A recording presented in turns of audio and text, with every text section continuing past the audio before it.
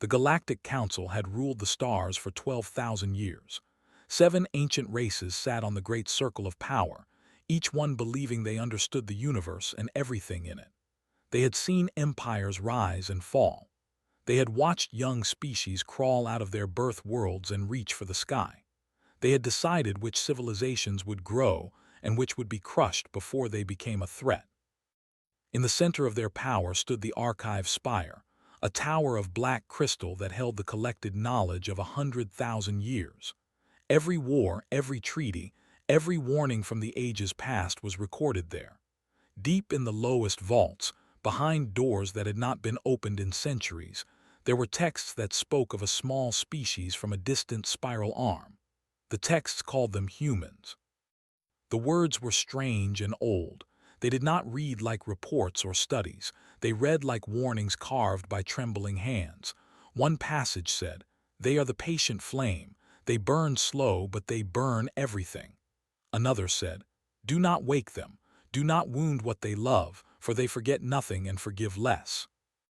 High Counselor of the had never read these texts.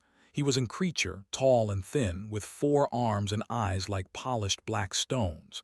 He had led the council for 300 years, and in that time he had grown used to being obeyed. They were the strongest of the elder races. Their fleets darkened the skies of 1,000 worlds. When spoke, the galaxy listened. Humans were nothing to him, a minor species. They had appeared 3 centuries ago, emerging from their little corner of space with trade goods and friendly smiles. They had 37 colony worlds, a small defensive fleet, and no apparent ambition. They signed treaties. They followed rules. They kept to themselves. Had met humans before. He found them soft. They laughed too easily. They formed attachments to things that did not matter. They spoke of concepts like family and home as if these words held real power. He could not understand why the ancients had bothered to write about them at all. On the human colony world called New, life moved in gentle rhythms. The planet was beautiful, covered in green forests and blue oceans. Cities rose along the coasts, filled with people who had come from Earth seeking a new beginning. They built schools and hospitals. They planted orchards and gardens. They raised children who had never known war. Was 28 years old. She worked as a junior diplomat in the colonial administration, spending her days writing reports and attending meetings about trade agreements.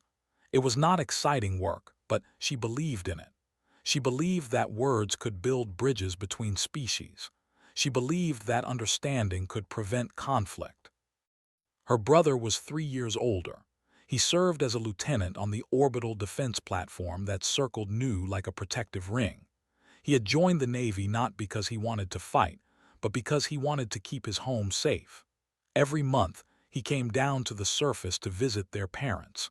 They would sit together in the orchard their father had planted, eating fruit and talking about small things. Their parents were retired teachers. Their mother had taught history. Their father had taught children how to grow things. They had lived quiet lives, and they expected to die quiet deaths, surrounded by their family in the home they had built. None of them knew that High Counselor had looked at a star map and seen their world sitting on a junction point rich with valuable resources. None of them knew that he had already given the order for the expansion fleet to move. The fleet arrived on a bright morning, was in her office when the shadow fell across the city. She looked up through her window and saw ships blocking out the sun. There were hundreds of them, massive vessels of dark metal and sharp angles. They hung in the sky like a promise of death. The message came through every channel at once. A voice, cold and flat, speaking words that would change everything. This world is now claimed by the Dominion. All human residents will evacuate within 7 standard days. Resistance will be met with force. This is not negotiable. His hands shook as she sent her response. She cited treaties. She quoted laws. She reminded them that New was a legally established human colony, protected by the agreements that the Council itself had signed. She was calm and professional, even as her heart pounded in her chest. Her transmission was cut off mid-sentence. The channel simply went dead. She tried again and again. She contacted her superiors. She reached out to other human worlds. She did everything she had been trained to do, everything she believed would work. The responses came slowly, filled with confusion and disbelief. Surely this was a mistake. Surely the council would intervene. Surely the treaties meant something. 7 days passed. The evacuation ships that New requested never arrived. The had blockaded the system. Nothing could get in or out. On the morning of the 8th day, went underground. She had a meeting scheduled in a bunker beneath the city, a last desperate attempt to organize some kind of response. She was walking through a concrete tunnel when the world above her turned to fire. They did not warn them. They did not demand surrender. They simply began. The orbital defense platform was the first target, was on duty when the missiles struck. He had 17 seconds to understand what was happening before his station became a cloud of expanding debris. He did not have time to send a message. He did not have time to say goodbye. The cities came next. The ships opened fire with weapons that turned buildings into dust and streets into rivers of melted stone. They bombed the ports and the hospitals and the schools. They bombed the residential districts where families were eating breakfast. They bombed the orchards in the southern valleys where parents had gone to hide. Underground felt the earth shake. Dust fell from the ceiling. The lights flickered and died. She stood in darkness, listening to the muffled thunder of her world being destroyed, and she did not scream. She did not cry. Something inside her went very quiet and very cold. The bombardment lasted 6 hours. When it finally stopped, climbed out through the ruins of what had been a government building. The city was gone. In its place was a landscape of craters and ash, still glowing with heat. The sky was black with smoke. The air tasted like burned metal and something worse. She walked for hours searching for survivors. She found them in small groups, crawling out of basements and tunnels. Their eyes were empty. Their voices were hoarse from screaming. They looked at the sky where the ship still hung, and they understood that everything they had known was over. Tried to find her parents. She walked to where the southern valleys should have been, but there was nothing left to find. The orchards her father had planted were now a flat plain of glass, fused by heat that no living thing could have survived. She stood there for a long time. The wind blew ash across her face. In her pocket, she found a small thing her brother had given her years ago, a naval insignia he had worn on his first day of service. She did not remember putting it there. She closed her fingers around it and held on tight. Far away, on worlds that had not yet learned what had happened, the ancient texts in the archive spire gathered dust. The warnings waited in the darkness, unread and unheeded. High Counselor sent a report to the council. The human territories are, resistance was negligible. He had no way of knowing that he had just made the worst mistake in the history of the galaxy. He had no way of knowing that the patient flame had been lit, and it would not stop burning until the equation was balanced. In the ruins of New, began to walk again. She had nowhere to go, but she kept moving. She was not the same person who had written diplomatic reports and believed in the power of words. That person had died with her world. The person who remained had only one thought, clear and cold as starlight. Someone would answer for this. Everyone would answer for this. They were not cruel by nature. They simply did not care. To them, humans were like insects beneath their feet. You did not hate insects. You did not feel guilty when you stepped on them. You simply walked where you wanted to walk, and if something small died beneath your boot, that was the natural order of things. They had wanted the planet, not the people. The bombardment was meant to break resistance, not to kill everyone. When the fires cooled and the smoke cleared, they sent down their ground forces to collect the survivors. They called it processing. They called it pacification. They did not call it what it really was. Was captured on the 3rd day. She had been leading a group of survivors through the ruins, searching for food and water. The soldiers found them hiding in the basement of a collapsed hospital. They did not ask questions. They did not explain anything. They simply pointed their weapons and marched the humans into transport ships. The processing camp was built on what had once been farmland. Rows of metal shelters stretched across the burned ground, surrounded by fences and guard towers. Thousands of humans were packed inside, given barely enough food and water to survive. They did not torture them. They did not need to. The despair was punishment enough. Learned quickly that 70% of the population had died in the bombardment. 3 million people, gone in a single day. The survivors were mostly those who had been underground or in the countryside, far from the main targets.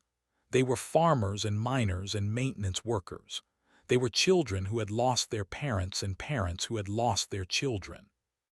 She found others like herself, people whose grief had turned to something harder. They met in whispers in the shadows between shelters in the moments when the guards were not watching. They did not talk about escape, not yet. They talked about waiting. They talked about remembering. Far away on a world called Earth, the news arrived like a slow-moving wave of horror. The first reports were confused and incomplete. A fleet had appeared at noon. There had been some kind of incident. Communication had been lost. Then the smuggled transmissions began to arrive. Survivors had found ways to send messages out, hiding them in the data streams of automated ships, encoding them in the background noise of routine signals. The messages told the truth. They had attacked without warning. Millions were dead. The survivors were being held in camps. The United Human Confederacy had never been a military power. After the chaos of Earth's early expansion into space, after the civil conflicts that had nearly torn humanity apart, the colonies had chosen a different path. They built trade networks instead of battle fleets. They trained diplomats instead of soldiers. They believed that the age of war was behind them. The Confederacy Council met in emergency session in the Great Hall on Luna. 200 representatives from every human world sat in their seats, their faces pale with shock. Many of them had family on Nu. Many of them were still trying to understand how this could have happened. The speaker was an old man named. He had white hair and deep lines on his face and hands that trembled slightly when he raised them for silence. He had served in the Confederacy government for 50 years. He had believed, truly believed, that humanity had found its place in the galaxy. Now he stood before his people and asked the only question that mattered. Do we submit, or do we remember who we are? The debate lasted 3 hours. Some argued for diplomacy. The council would surely intervene. The other elder races would not allow this aggression to stand. Humanity should protest through proper channels, file complaints, demand hearings. War would only make things worse. Others argued that there was nothing left to lose. They had shown what they thought of treaties and laws and proper channels. They had killed millions of innocent people and expected no consequences. If humanity did not respond, it would be an invitation for every other race in the galaxy to take what they wanted. In the end, the vote was unanimous. Not a single voice spoke for submission. On a quiet estate outside the city of New Seoul, an old woman received a message. Her name was Park, and she had once been an admiral. She had commanded fleets in the last human-civil conflict 40 years ago. She had seen enough death to last 1,000 lifetimes. When the war ended, she had sworn never to command again. She had a granddaughter on Nu, a bright girl of 19 who had gone there to study medicine, had not heard from her since the attack. She read the message from the Confederacy Council. They were asking her to come out of retirement. They were asking her to build something that had not existed in generations. They were asking her to lead humanity to war. Sat in her garden for a long time, looking at the flowers her granddaughter had helped her plant. Then she stood up, walked inside, and began to pack. Across human space, things began to change. It happened quietly at first, in places that nobody was watching. Factories that had been building farming equipment received new orders. Shipyards that had been constructing cargo vessels began working on different designs. Mining operations increased their output of certain metals. Research facilities that had been mothballed for decades suddenly came back online. On Luna, on Mars, on a dozen other worlds, there were vaults that had been sealed since the Civil War. Inside them were the weapons that humanity had created during its darkest days, designs so terrible that the survivors had agreed to lock them away forever. Now the seals were broken. Now the old blueprints were being studied by new eyes. Addressed the Confederacy Council again, 6 weeks after the attack. His voice was calm, but there was something new in it, something that had not been there before. "We will not announce our intentions," he said. "We will not make threats or demands. We will go quiet. We will let the galaxy forget about us. And when we are ready, we will remind them why the ancients learned to be afraid." Human space fell silent. The trade ships stopped coming. The diplomatic channels went dead. The Confederacy recalled all its citizens from alien worlds and closed its borders. From the outside, it looked like surrender. It looked like a small species crawling into a hole to hide. The Galactic Council was pleased. Counselor received praise for his swift and effective action. The other elder races took note of how easily the humans had been broken. The Mora began discussing which human territories they might claim next. They made plans of their own. None of them understood what was really happening. None of them knew about the shipyards working day and night, the factories producing weapons that had not been seen in generations, the veterans being recalled from retirement to train a new generation of soldiers. In the processing camp on Nu watched and waited. She had found a small group of people she could trust, survivors who had the same cold look in their eyes that she saw in the mirror. They were learning the patrol patterns of the guards. They were mapping the weaknesses in the fences. They were preparing. She did not know if rescue would ever come. She did not know if anyone outside this burned world was doing anything at all, but she knew that she would not die in this camp. She would not give the satisfaction of breaking her. At night she lay on the hard ground and held her brother's insignia against her heart. She thought about her parents, about the orchard that was now a plain of glass, about everyone she had lost. The grief was still there, but it had been joined by something else, something patient, something that could wait as long as it needed to wait. Months passed. The settlers began to arrive, landing on Nu to claim the world they had taken. They built new cities on the ruins of the old ones. They planted their own crops in the soil that was still mixed with human ash. They walked past the processing camps without looking at the people inside. They had already forgotten that they had done anything wrong. They had already convinced themselves that this was simply the way of the universe. The strong took what they wanted. The weak submitted or died. They had no idea that somewhere in the darkness between stars, Admiral Park was watching her fleet come together. 47 ships of a class that did not officially exist, built in secret, crewed by volunteers who had lost someone they loved. They were called the Remembrance Fleet, and every one of them carried a list of names. Names of the dead, names that would not be forgotten. Looked at the stars and thought of her granddaughter. She thought of the 3 million people who had died on Nu. She thought of the, sitting in their council chambers, laughing at the weakness of humans. "They will learn," she said softly. "They will all learn." The patient flame was burning, and soon it would light up the galaxy. 6 months passed in silence. The galaxy moved on.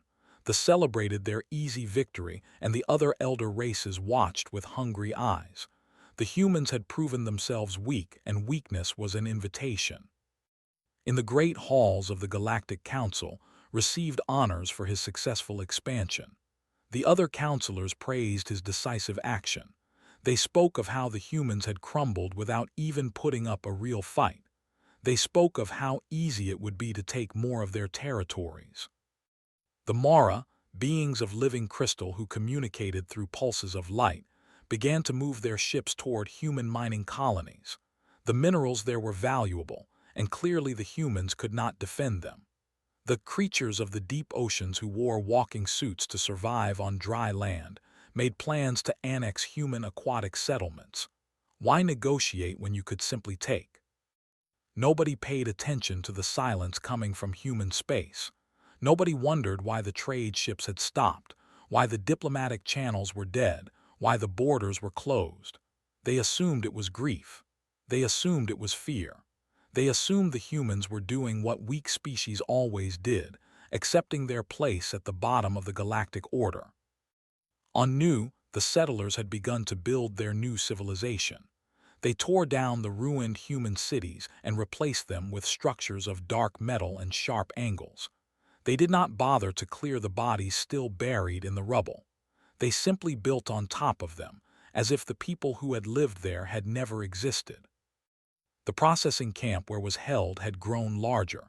More survivors kept appearing, found hiding in the wilderness or the ruins. They did not know what to do with them. They were not useful enough to keep and not threatening enough to kill. So they simply left them there, giving them just enough food to survive, waiting for them to slowly fade away. Had stopped eating more than she needed to. She had stopped sleeping more than a few hours at a time. Every moment she was awake, she was watching, learning, planning. She knew the schedule of every guard. She knew which sections of the fence were weakest. She knew where they kept their weapons and vehicles. She had gathered others around her, survivors who had the same cold fire in their eyes. There were about 50 of them now, meeting in secret, training with improvised weapons, preparing for a day they were not sure would ever come. They called themselves the Waiting Ones. Far away, in the archive spire at the heart of the Council's power, an old Mora scholar was doing something unusual. Her name was difficult to pronounce in human languages, but it translated roughly to crystalline voice of deep waters. She was over 2,000 years old, and she had spent most of her life studying the ancient texts that nobody else cared about. Something about the human situation troubled her. Not the attack itself, that was simply politics, the strong taking from the weak as they always had. What troubled her was the reaction, or rather, the lack of reaction. Every other species in galactic history that had been attacked like this had either fought back immediately or collapsed into chaos. The humans had done neither. They had simply gone quiet. She went down into the lowest vaults of the archive spire, to the sections that had not been opened in centuries. She found the old texts about humans, the ones written by observers long dead. She read them slowly, carefully, and as she read, her crystal body began to pulse with a color that meant fear. She brought the texts before the council. She stood in the great circle of power and read the words aloud, her voice trembling slightly. "They are not like other species," she read. "They do not fight with anger. Anger fades. They fight with something colder, something that waits. They will smile at you while they prepare your destruction. They will let you think you have won while they sharpen their knives. And when they finally come for you, they will not stop. They will not negotiate. They will not show mercy. They will balance the equation no matter how long it takes." Listened with his compound eyes half closed in amusement. When the old scholar finished, he made a sound that was the equivalent of laughter. "Ancient superstition," he said, "written by primitives who were frightened of shadows. The humans are broken. They have no fleet, no army, no will to fight. In another generation they will be our servants, and nobody will remember they ever had worlds of their own." The other counselors laughed with him. The old scholar bowed her head and left the chamber. She had done what she could. She had given the warning. If they would not listen, that was not her fault. But she began to make quiet preparations of her own. She transferred her personal wealth to secure accounts. She made arrangements for transport to the far edges of Mora space. She did not know what was coming, but she knew enough to want to be far away when it arrived. In the darkness between stars, the Remembrance fleet was complete. 47 ships hung in the void, their running lights dimmed, their weapons powered down, invisible to any scanner. They were crewed by volunteers from every human world, people who had lost family on Nu, people who had sworn oaths that could not be broken. Admiral walked through her flagship, the UHC Remembrance, and looked at the faces of her crew. They were young, most of them, too young to remember the Civil War, too young to know what real war was like, but they had learned something in the past 6 months. They had learned what it meant to hate. She gathered her captains in the command center for a final briefing. There were 47 of them, one for each ship in the fleet. They stood in neat rows, their uniforms pressed, their faces calm, but their eyes burned. "You know why we are here," said. Her voice was soft, but it carried to every corner of the room. "You know what was done to our people. You know that the galaxy thinks we are broken, that we are finished, that we will accept what happened and move on." She paused, letting the silence stretch. "They are wrong." She activated the holographic display, showing the positions of military bases throughout their territory. Red dots scattered across the map, dozens of them, representing thousands of ships and millions of soldiers. "We cannot match their numbers," she said. "We cannot match their technology, but we have something they do not have. We have purpose, we have patience, and we have nothing left to lose." She looked at each captain in turn, meeting their eyes. "The ancients wrote warnings about us. They said we were the patient flame. They said we forget nothing and forgive less. For 300 years we have proven them wrong. We have been good neighbors. We have been peaceful traders. We have smiled and nodded and followed the rules. And what did it get us? 3 million dead, our children in camps, our worlds burned to ash." Her voice hardened. "No more. From this moment forward, we are what they always feared we might be. We are the darkness that comes for those who harm our own. We are the fire that burns everything it touches. We are humanity, and we are done being gentle." She gave the order. The fleet began to move. Anu felt something change. She did not know what it was. There was no message, no signal, nothing concrete. But deep in her bones, she felt a shift in the universe. Something was coming, something that had been building for 6 long months. She gathered the waiting ones that night and told them to be ready. She did not know when or how, but she knew their time was approaching. "Whatever happens," she said, "we do not die in this camp. We do not die as prisoners. When the moment comes, we take back what is ours or we die trying." 50 voices answered her in the darkness. "We are ready." Across the galaxy, the forward base at 7 sent its routine status report. Everything normal, everything quiet. The human territories were. There was nothing to worry about. It was the last report they ever sent. The forward base at 7 was a small outpost, home to only 3,000 soldiers and a handful of administrative staff. It sat on a barren moon at the edge of space, watching the empty darkness where nothing ever happened. The soldiers stationed there considered it a punishment posting. They spent their days running drills and counting the hours until their rotation ended. On a quiet morning, their scanners detected something strange. A small group of ships, moving fast, coming from the direction of human space. The base commander did not raise an alarm. The humans had no warships. Everyone knew that. These were probably just merchant vessels that had gotten lost. Then the ships opened fire. The battle lasted 11 minutes. The soldiers fought bravely, but they were outnumbered and their distress signal went out, but by the time it reached the nearest fleet, the base was already silent. Every building destroyed, every ship reduced to debris, every soldier dead. The only thing left was a message, broadcast on a loop, for Nu. The council received the report and dismissed it as an isolated incident. Perhaps some human survivors had stolen ships and launched a desperate attack. It was nothing to worry about. A patrol fleet would be sent to investigate. The patrol fleet never arrived. The colony went dark before they could get there. Then the military depot then 3 more worlds in a single week. Each time the same message, for Nu. Counselor finally understood that something was wrong.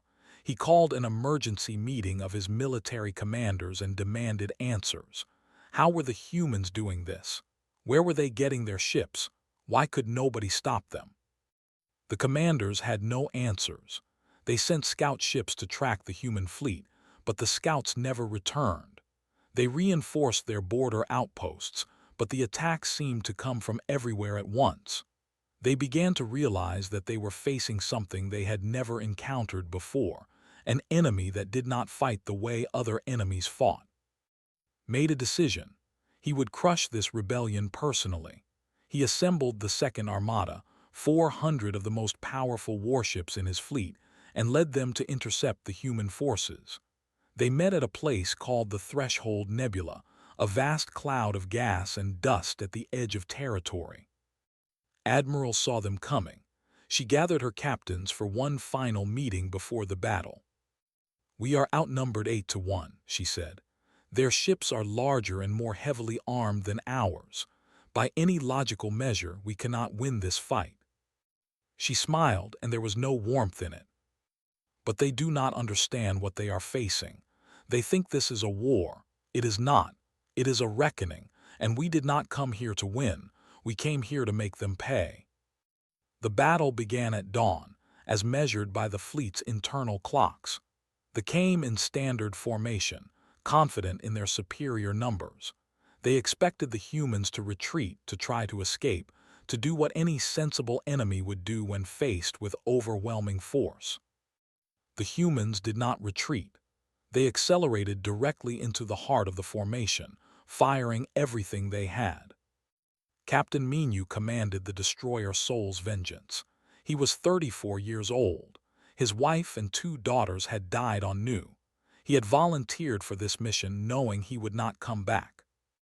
His ship was surrounded by 3 cruisers, each one twice his size.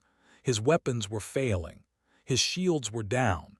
His crew was dying around him, but he did not turn away. He opened a channel to the flagship, making sure they could hear him. "My name is Menu," he said. "I had a family, I had a home, you took them from me. Now I take something from you."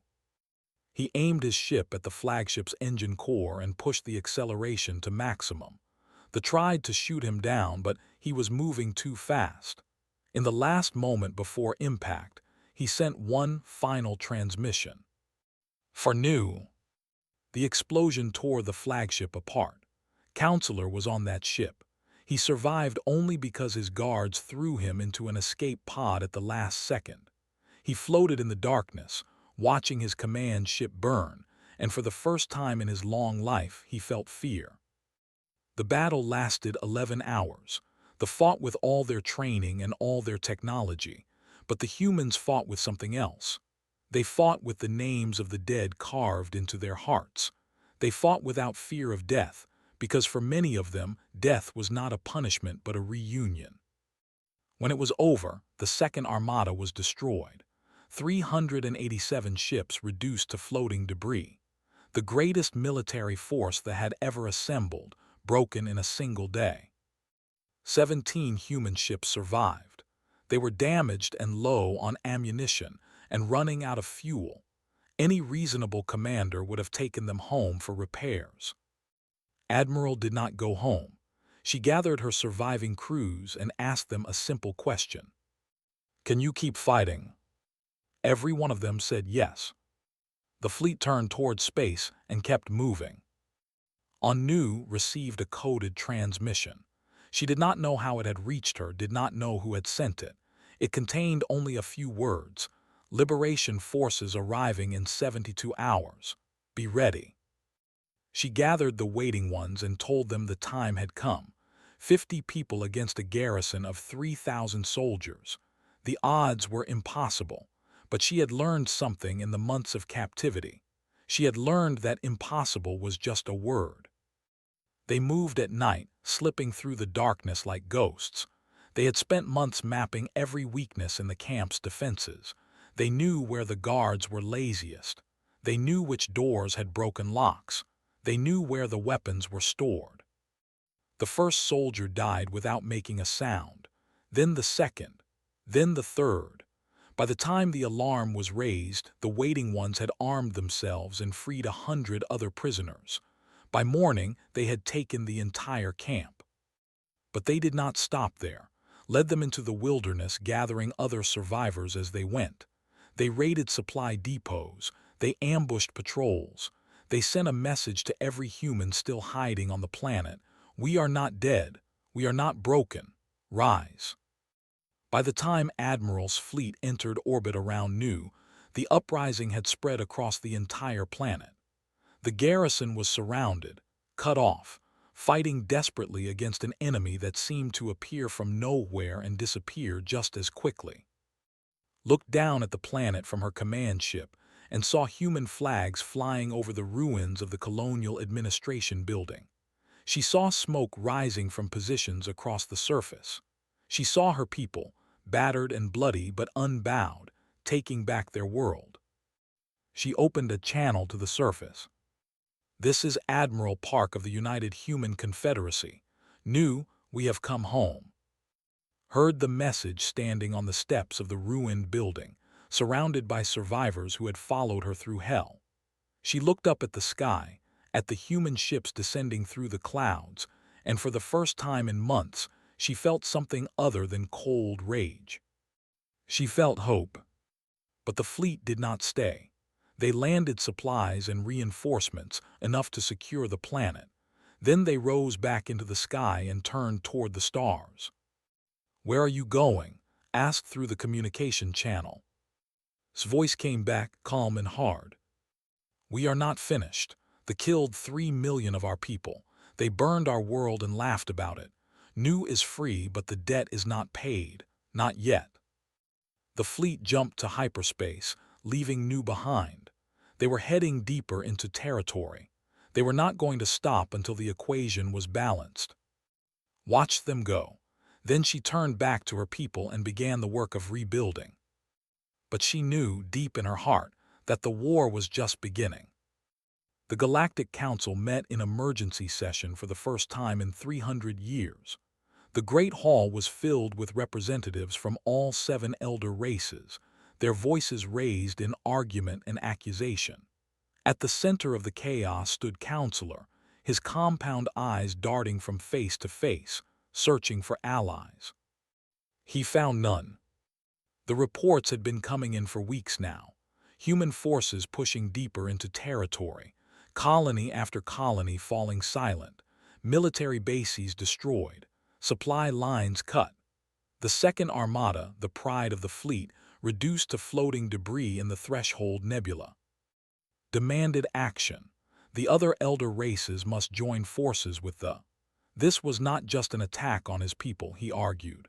This was an attack on the galactic order itself.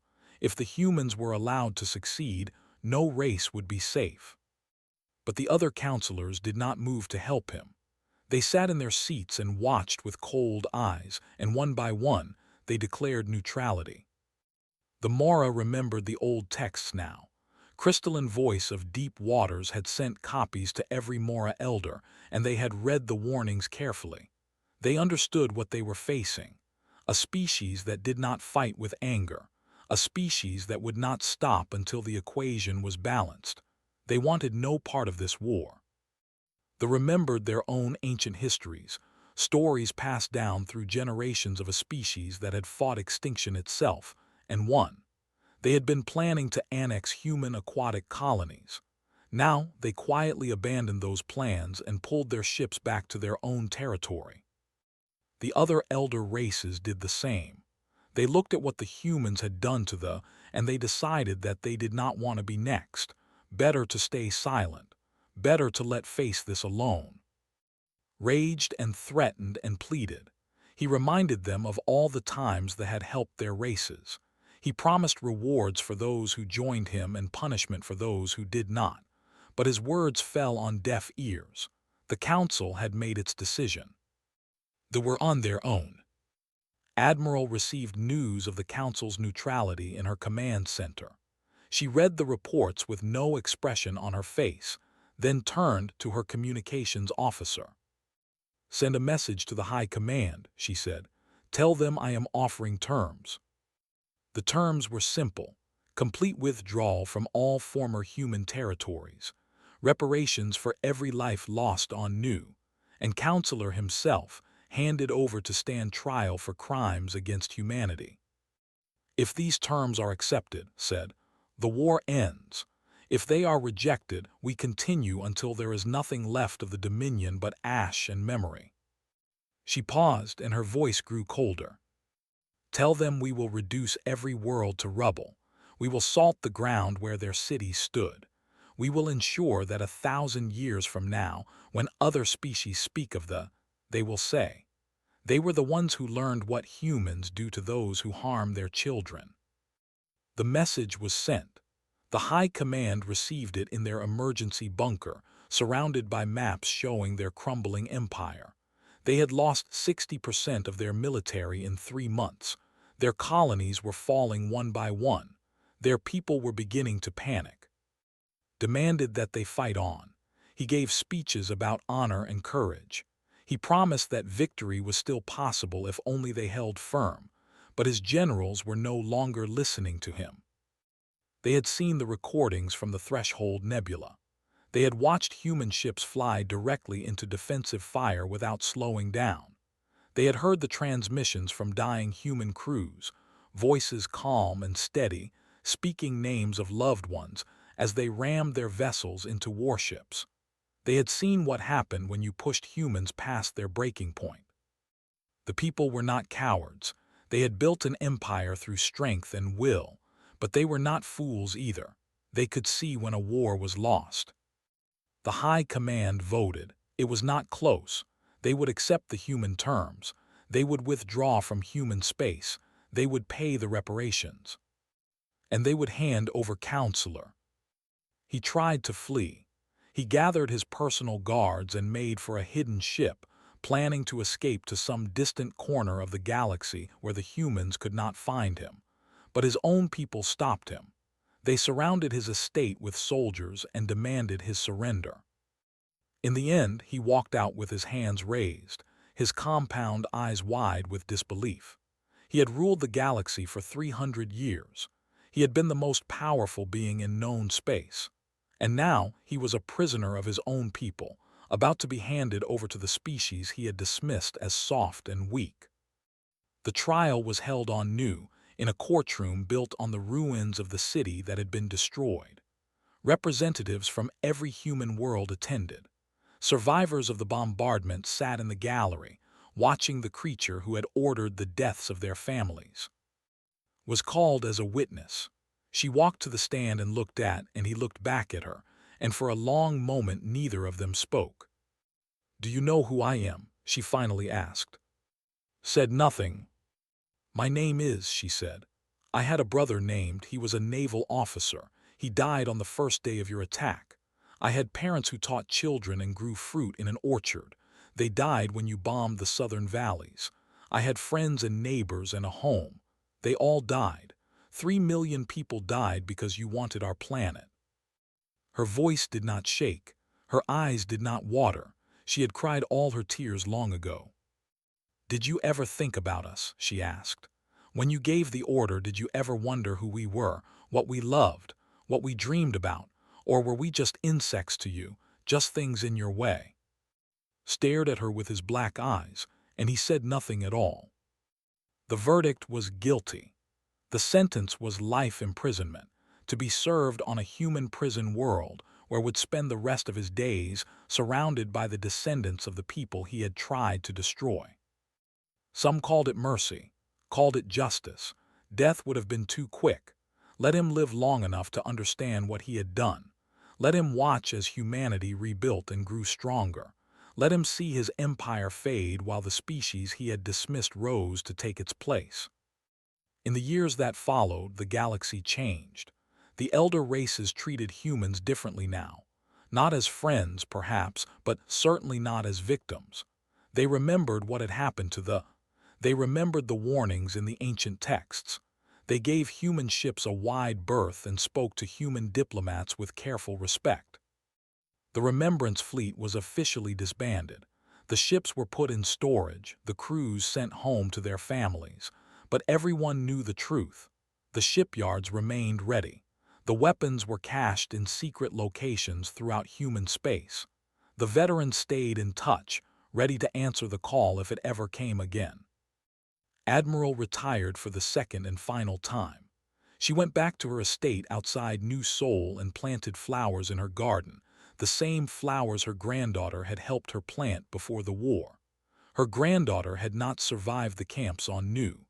She had died 3 days before liberation, of illness and starvation and a broken heart.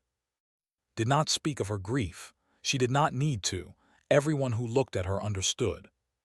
Was offered many positions after the war: diplomat, senator, military commander. She turned them all down. Instead, she went back to the place where her parents' orchard had been, the flat plain of glass that had once been trees and grass and life. She built a small house there. She brought new soil and planted new trees. She worked with her hands in the dirt, season after season, watching the orchard slowly come back to life. 50 years passed, the trees grew tall, the galaxy moved on. One day, a young Mora diplomat came to visit. The Mora had long since made peace with humanity, and now their children studied human history in their schools. This young diplomat had read about the war and wanted to hear the story from someone who had lived it. She sat within the orchard, surrounded by fruit trees heavy with harvest, and asked the question that had brought her across the stars. "Do you have any regrets?" Was old now. Her hair was white, her face lined with years, but her eyes were still sharp, still clear, still holding that cold fire that had never quite gone out. She thought about her brother. She thought about her parents. She thought about the 3 million people who had never come home. She thought about the war and the killing and the long years of rebuilding. "Only one," she said quietly. "I regret that we ever had to remind them." The young Mora did not understand at first.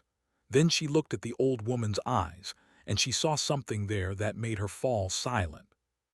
In the archive spire of the Galactic Council, new texts had been added to the collection.